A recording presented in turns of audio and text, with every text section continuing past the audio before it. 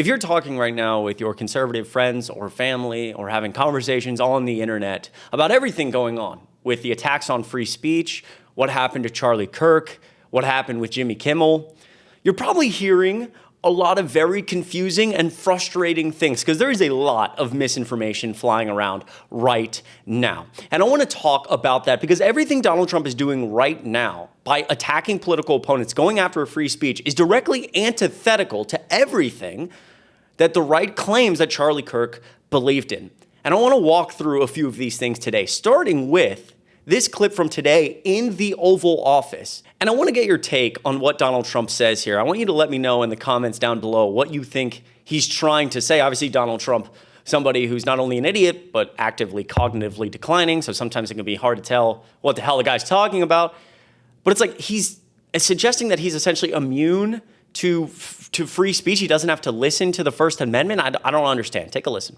Settle this free speech question, because you've said that you restored free speech in America. Yeah. Is that free speech including for people who are harshly critical of you, for your political opponents, for people who say things you don't like? I've become immune to you it. unfairly? I've become immune to it. There's never been a person that's had more unfair publicity than me, and that's why your network paid me $15 million, or $16 million, I believe, to be exact, George Slopadopoulos, and that's why CBS paid me a lot of money, too. And that's why I sued the New York Times 2 days ago for a lot of money. Because I'm winning. I mean, I'm winning the cases. And the reason I'm winning is because you're guilty, John. You're guilty. ABC is a terrible network, a very unfair network, and you should be ashamed of yourself. NBC is equally bad. I don't know who's worse. I think they're equally bad. And, you know, for you to stand there and act so innocent and ask me a question like that. But look, you paid a big price because you were dishonest, John. The reason I won that lawsuit was because you were dishonest. You were proven to be dishonest. And so regardless of the factuality of what Donald Trump is saying there, that should scare the shit out of you. It should. And it should scare the shit out of any respecting conservative. Donald Trump saying, you know, in the Oval Office that, no, I attack people who go after me. If you attack me, I'm going after you. I'm suing you. This is why I win money. And talking like a 40-year-old, George Slopadopoulos, is supposed to be the leader of the free world. I take you now to a Charlie Kirk tweet from May of 2024. Quote, hate speech does not exist legally in America. There's ugly speech, there's gross speech, there's evil speech, and all of it is protected by the First Amendment. Keep America free. Charlie Kirk, in his words, a huge free speech activist. Well, this was Pam Bondi on the Katie Miller podcast, Stephen Miller's wife, just a few days ago. Listen to what she says and compare it to the tweet I just read to you. There's free speech and then there's hate speech. And there is no place, especially now, especially after what happened to Charlie, in our society. Do you see more law enforcement going after these groups who are using hate speech and putting cuffs on people so we show them that some action is better than no action? We will absolutely target you, go after you, if you are targeting anyone with hate speech, anything. And that's across the aisle. Okay, so the question you need to be asking your MAGA friends or family or people online in a respectful way, if you want to try to get somewhere, is which is it? Because Donald Trump echoing later on in just the last 48 hours, the same words as Pam Bondi. Obviously, he's very, aligned with Pam Bondi. It's his hand-selected attorney general, right? And so which is it? Is it that hate speech is something we're going to go after in a moment like this? Or is it that hate speech does not exist legally in America? Because it can't be both. And the reason I say that is because these individuals claim they're doing all of this because Charlie Kirk was assassinated, which I want to be very clear was absolutely tragic. There's no place for political violence in the United States.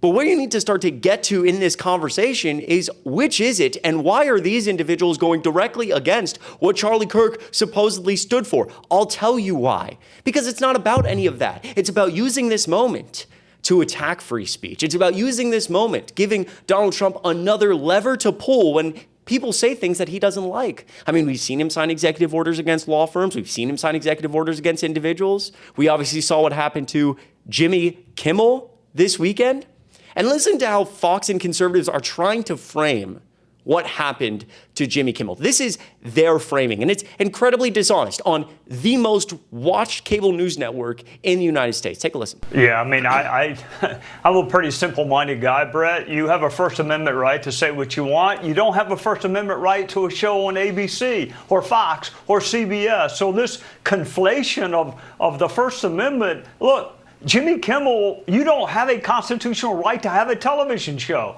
And if ABC wants to suspend you because you got wrong the assassin of Charlie Kirk, more power to them. That's got nothing to do with the First Amendment. That's a business decision. Yeah. So, okay. First of all, it's fascinating that conservatives can so quickly label if you, for example, lose your TV show that, oh, you don't have a right to a TV show. You have a right to speech. When supposedly Joe Biden was going after social media companies, which is also just a complete lie, they always scream and yell about censorship on Instagram, Twitter, this app right here, this website, YouTube that you're on right now, which, by the way, if you haven't subscribed already, it'd mean a lot if you do so. Just right down there, hit subscribe, hit like. It goes such a long way. I love all of you. But they talk so much about the censorship of free speech on social media, but then all of a sudden, when the left is understandably outraged about what happened to Jimmy Kimmel, they say, well, wait, you don't have a right to a platform. But the other thing is that this whole framing of this, because here he's correct in some ways. Of course you don't have a right to a TV show, but that's not what happened. That is not at all what happened. That is incredibly dishonest, I should say, framing. Brandon Carr actually responding to a tweet today. This should also scare you. This was all in Project 2025. By the way, somebody tweeting out after what happened to Jimmy Kimmel, Brandon Carr responding with this GIF. Interesting. Obviously, Project 2025, unitary executive theory, filling the executive branch with loyalists at the FCC, the DOJ, the FBI, the CDC, could go on. Making sure that the president, whoever that may be at the time, now it's Donald Trump, the conservative president, can actually use the Department of Justice or the FCC as political tools. They're no longer independent agencies doing what's best, what is best for Americans. They're doing what's best for Donald Trump. And so the framing here that you heard on Fox just a minute ago, completely dishonest. Completely dishonest. And so I'm going to play you a perfect clip of the actual framing of what actually happened in relation to Jimmy Kimmel and them attacking free speech. Media and politicians and everyone, all the editorial boards of the nation's biggest paper, including the Wall Street Journal, that wrote Mr. Kimmel's words were only moderately offensive. We want to be clear that none of this justifies the right's resort to regulatory censorship. And the premise that Democrats are more concerned about Jimmy Kimmel than they were about the tragic assassination of Charlie Kirk is completely unfounded. Democrats said all the right things that all of us felt about, that it was tragic, that violence, political violence, has no place in our society. And we were met with, this is your fault, and we are at war. There's been this move today to rewrite the story of how Jimmy Kimmel ended up being indefinitely suspended, to absolve Brendan Carr of his role in this and the government's larger role in it. But the timeline just doesn't add up. I've heard, well, read the Hollywood Reporter and read the Wall Street Journal on this. I looked through all of it, and the common denominator is that Brendan Carr said to Benny Johnson, we can do this the easy way or we can do this the hard way. And the affiliates, who were already freaking out about it for sure, decided then that they were going to pull it. And so ABC and Disney in general, Bob Iger, had no choice but to do it. There are some smart Republicans that are cautioning them to come back from this line. Ted Cruz, of all people, who's the chair of the Commerce Committee, which actually has oversight over the FCC, said what Carr said there is dangerous as hell. That's right out of a mafioso. When it's used to silence conservatives, we will regret it. We should denounce it. So I understand now we don't live in cancel culture. It's just consequence culture. And you think an eye for an eye is a good solution to everything. That's what I've seen pelted at me about this. Well, you did this, you did this, you did this, you did this. That is not a way to run a free society. And you can't just trample on the First Amendment because something tragic and horrible happened. So beautifully said there by Jessica on Fox News.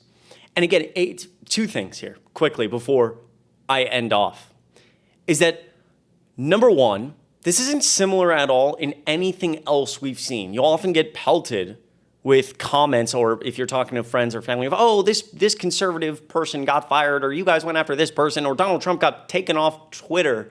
It's like just comparing apples to oranges, right? This is Brendan Carr, the chair of the FCC, in a government position on Wednesday afternoon on a podcast directly saying, I don't like Jimmy Kimmel. He's lying about MAGA. He's lying about all these things.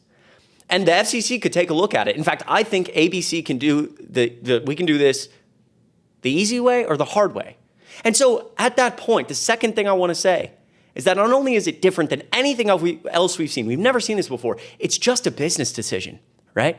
ABC executives got in a room on Wednesday night, and the conversation went essentially something like, look, we could keep Jimmy Kimmel and risk litigation from the FCC, risk litigation from the Trump administration. He could sign an executive order against us like we've seen with other private entities, like we've seen with law firms.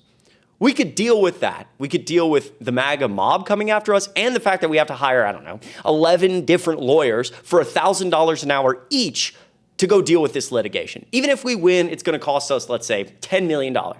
Okay, that's our base price. If we get rid of Jimmy Kimmel right now, how much will that cost us? What can we replace it with?